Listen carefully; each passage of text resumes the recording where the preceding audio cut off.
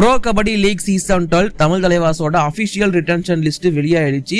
So Tamil தலைவாசோட retention எப்படி இருக்கு, தேருமா தேராதா, ஆக்ஷனுக்கு என்ன பிளானோட இவங்க போக போறாங்க. ஸோ இந்த மாதிரி தமிழ் தலைவாசோட PKL சீசன் 12 ரிட்டன்ஷன் அனலைசிஸா தான் இந்த வீடியோ இருக்க போகுது. ஸோ இப்போ வாங்க வீடியோக்குள்ள போகலாம்.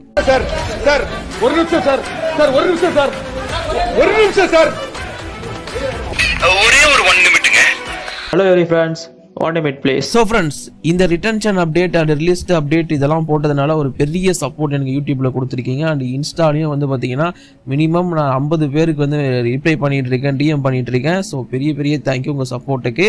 அண்ட் இதான் என்னோட இன்ஸ்டா ஐடி, நீங்கள் இன்னும் ஃபாலோ பண்ணி வச்சுக்கோங்க. எந்த டவுட்டாக இருந்தாலும் நீங்கள் அங்கேயுமே கேட்டு தெரிஞ்சுக்கலாம். அங்கே தான் உங்களுக்கு இன்ஸ்டன்ட் ரிப்ளை வரும். யூடியூப்ல வீடியோ போகிறதுக்கு டைம் ஆகும். ஸோ அதனால தான் சொல்கிறேன். அண்ட் இப்போ தமிழ் தலைவாஸ் விஷயத்துக்குள்ளே வந்தோம் அப்படின்னா, தமிழ் தலைவாஸ் PKL சீசன் 12 முன்னிட்டு ஒட்டுமொத்தமாக 10 பிளேயர்ஸை அவங்க ரீட்டைன் பண்ணியிருக்காங்க. இதில் எலைட் ரீட்டைன்டு பிளேயர் கேட்டகரியின் கீழ் 3 பேர் ரீட்டைன் இருக்காங்க. மொயின் சஃபாகி, இமன்சு அண்ட் சாகர் ராத்தி, இந்த 3 பேரும் ரீட்டைன் செய்யப்பட்டிருக்காங்க எலைட் பிளேயர் கேட்டகரியின் கீழ். இது இல்லாமல் ரீட்டைன்டு யங் பிளேயர் கேட்டகரியின் கீழ் நிதேஷ்குமார், நரேந்தர் கண்டோலா, ரோனக், விஷால் செகல், ஆஷிஷ், இந்த 5 பேரை வந்து ரீட்டைன் பண்ணியிருக்காங்க. ஸோ இந்த 5 பேரோட ரிட்டன்ஷன் பற்றி உங்கள் ஒப்பீனியன் கீழே கமெண்ட் பண்ணுங்க. And then existing new young player கேட்டகரியின் கீழ் தீரஜ் பைல்மரே, அனுஜ் கவாடே 2 பேரை ரீட்டைன் பண்ணியிருக்காங்க. இங்கே கண்டிப்பாக ராம்குமார் மயாண்டியை ரீட்டைன் பண்ணியிருக்கணும். அண்ட் அவருக்கு இன்ஜுரி இல்லை அப்படிங்கிறது அவரே சொல்லியிருக்காரு. பட் தலைவனை ஏன் ரீட்டைன் பண்ணலை அப்படிங்கிறது எனக்கு நிஜமாவே தெரியலை. ஸோ கிளப்ஸ் விருப்பப்பட்டால் அவர் ரிலீஸ் பண்ணிடலாம், அப்படி தான் பண்ணியிருக்காங்கன்னு நினைக்கிறேன். நம்ம அதை வெயிட் பண்ணி நான் அவர்கிட்ட முடிஞ்சா கேட்டு உங்களுக்காக அப்டேட் பண்ணுறேன். ஓவரால் பார்க்கும்போது தமிழ் தலைவாசில் இப்போதைக்கு 10 பேர் ரீட்டைன் பண்ணப்பட்டிருக்காங்க. 4 பேர் NYPயா சைன் பண்ணி எடுக்கப்பட்டிருக்காங்க PKL சீசன் 12 முன்னிட்டு. ஒட்டுமொத்தமாக 14 பேர் கொண்ட ஒரு ஸ்குவாட், 14 மெம்பர் ஸ்குவாடோட தான் PKL சீசன் 12 ஆக்ஷனுக்குள்ள என்ட்ரி ஆகுறாங்க. அண்ட் இவங்களோட பர்ஸ் அமௌண்ட் எவ்வளோ இருக்குன்னு கேட்டிங்கன்னா, ஆக்சுவலி பர்ஸ் டீட்டெயில்ஸை பற்றி இன்னும் ப்ரோ கபடியோ இல்லை எந்த ஒரு வெப்சைட்டுமே ரிலீஸ் பண்ணலை. அது வரதுக்கு கொஞ்சம் டைம் ஆகும், வெயிட் பண்ணுங்க. ஏன்னா ஃபுல்லாக அனலைஸ் பண்ணிட்டு தான் போடுவாங்க. என்னோட கணிப்பு படி ஒரு 3 கோடி தமிழ் தலைவாஸ் கிட்ட இருக்கும்னு நான் நம்புறேன். ஸோ அவ்வளோதான், இவங்க அந்த வேல்யூவோட தான் இவங்க வந்து PKL சீசன் 12 ஆக்ஷனுக்குள்ள என்ட்ரி ஆவாங்கிறது என்னோட ஒப்பீனியன். ஃபர்ஸ்ட் இவங்களோட ரிட்டன்ஷனை பற்றி பேசிடுறோம். ஒவ்வொரு ரிட்டன்ஷனும் ஒருத்தா இல்லையா நான் சொல்லிடுறேன். மொயின் சஃபாகி தரமான ஒரு பிளேயர், தரமான ரிட்டன்ஷன். அவர் தான் ஃபர்ஸ்ட் ரிட்டன்ஷன் கேள்விப்பட்டேன். சூப்பர், வேற லெவலில் ஒரு ரிட்டன்ஷனை பண்ணியிருக்காங்க. மொயின் சஃபாகி மாதிரியான ஒரு பிளேயர்ஸ் எல்லாம் விடவே கூடாது. ஏன்னா அந்த மாதிரியான ஓவர்சீஸ் பிளேயர் கிடைக்கிறதுலாம் ரொம்ப ரொம்ப அரிது. ஸோ அவரை ரிட்டைன் பண்ணது ஒரு நல்ல விஷயம். அண்ட் தென் சாகர் ராத்தி தமிழ் தலைவாசோட சொத்து. சாகர் ராத்தியை ரிலீஸ் பண்ணாலும் நான் செம்ம கடுப்பாக இருப்பேன். ஒரு வழியாக அவரையும் ரிலீஸ் பண்ணல, ஓகேப்பா வந்துப்பா கூட இருந்துருப்பா அப்படிங்கிற மாதிரி ரீட்டைன் பண்ணிக்கிட்டாங்க. அண்ட் வந்து கூட இருந்ததுனால மட்டும் ரீட்டைன் பண்ணல, ஒரு செமையான பிளேயரிங். அந்த மாதிரி ஒரு ரைட் கார்னர்லாம் நீங்கள் தேர்னா கூட கிடைக்காது. ஸோ ஒரு தரமான பிக்கு, வேற லெவல் அப்படின்னு நான் சொல்லுவேன். இது இல்லாமல் இமன்சு யாதவும் போன சீசன் PKL சீசன் லெவலில் நல்ல பர்ஃபார்மன்ஸ் கொடுத்த ஒரு ஆல்ரவுண்டர், மறந்துடவே கூடாது. ரைடிங்கும் சூப்பராக பண்ணுவார், டிஃபென்ஸும் சூப்பராக பண்ணுவார். ஸோ அவர் India version of Moein Shafaghi. அவருக்கு மொயின் சஃபாகிக்கு முன்னாடி இருந்து அவர் வேலையை இவர் பார்த்துட்டு இருக்காரு. ஸோ இதுவும் ஒரு நல்ல பிக்கு தான். தென் ரீடைன்டு யங் பிளேயருக்குள்ள வந்தோம் அப்படின்னா நிதேஷ்குமார் நம்ம எல்லாருமே ஆசைப்பட்ட ஒரு player, left corner, current captain, தற்காலிக கேப்டன் சொல்லாமா, அவரையும் ரீட்டைன் பண்ணியிருந்தாங்க. அது கண்டிப்பாக ஏற்றுக்கக்கூடிய விஷயம் தான், நல்ல பிளேயர். அதே நரேந்தர் கண்டோலா தமிழ் தலைவாஸோட செல்ல குழந்தை. தமிழ் தலைவாஸ் பிளே ஆஃப் போகிறதுக்கெல்லாம் முக்கியமான ரீசன் தலைவனோட பேரில் இருந்துச்சு. ஸோ அவரோட ரிட்டன்ஷன் கண்டிப்பாக ஏற்றுக்கக்கூடியது. அண்ட் தென் விஷால் செகல், இங்கே வந்து விஷால் செகலா மசான முத்துவா அப்படிங்கிற டிஸ்கஷன் போயிருக்குன்னு நான் கேள்விப்பட்டேன். கடைசியில் நம்ம கோச் சொன்னதுனால விஷால் செகல் போயிருக்காங்க. மாசானமுத்தி ஏன் போகலான்னு எனக்கு தெரியும். ஸோ ஓகே, உங்களுக்கும் தெரியும் நான் நம்புகிறேன். And then Ronak and Ashish, இந்த ரிட்டன்ஷன்ல தான் எனக்கு ஒரு பெரிய கேள்விக்குறி இருக்கு. இவங்க 2 பேரும் எதுக்கு எடுத்தாங்கிறதுல எனக்கு ஒரு பெரிய சந்தேகம் இருக்கு.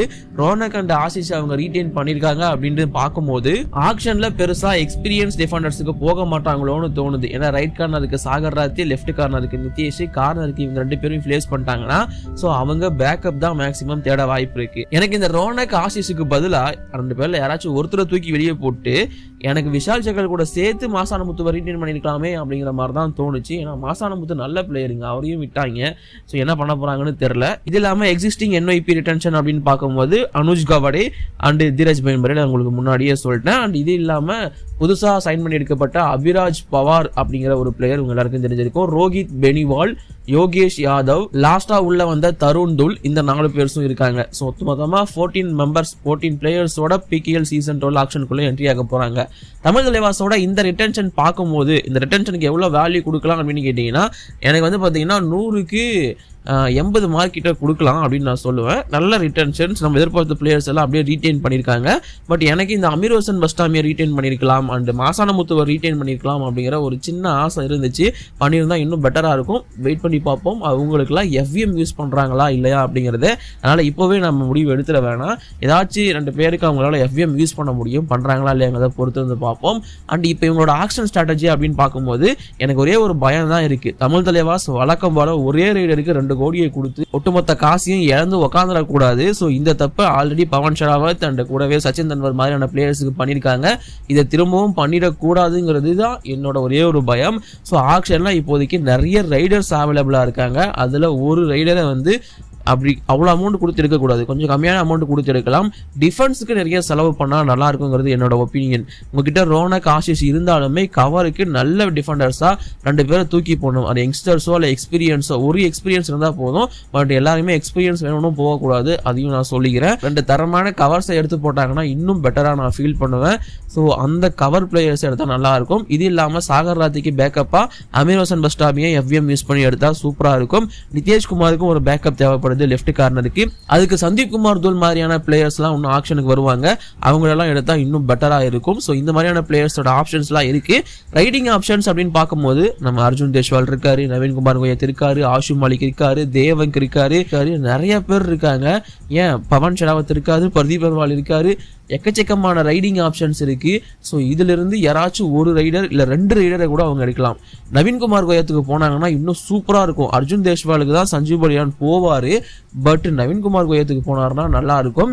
அவர் இன்ஜுரி கன்சர்ன்னு நினைச்சீங்கன்னா அவர் கூட சேர்த்து விகாஷ் கண்டோலா இல்லை ஸ்ரீகாந்த் ஜாதவ் இந்த மாதிரியான பிளேயர்ஸும் அவைலபிளாக இருப்பாங்க. அவங்களுக்கு கூட ட்ரை பண்ணலாம், பேக்கப்பாக தான் வச்சுக்கிறதுக்காக தான். ஸோ இது இல்லாமல் செகண்டரி ரைடர்ஸ் நிறைய பேர் இருக்காங்க, செகண்டரி ஆல்ரவுண்டர்ஸ் நிறைய பேர் இருக்காங்க, நிறைய பிளேயர்ஸ் ஆப்ஷனில் இருக்காங்க. அதுக்கெல்லாம் ட்ரை பண்ணாங்கன்னா இன்னும் பெட்டராக இருக்கும். இதுக்கப்புறமா தமிழ் தலைவாஸோட டார்கெட்டட் பிளேயர்ஸ் அப்படிங்கிற அந்த வீடியோ போடுவோம். அதில் நான் கிளியராக மென்ஷன் பண்ணுறேன் எந்தெந்த ரைடருக்கு போகலாம், எவ்வளோ ஆப்ஷன்ஸ் வந்து அவைலபிளாக இருக்குன்னு சொல்லிட்டு.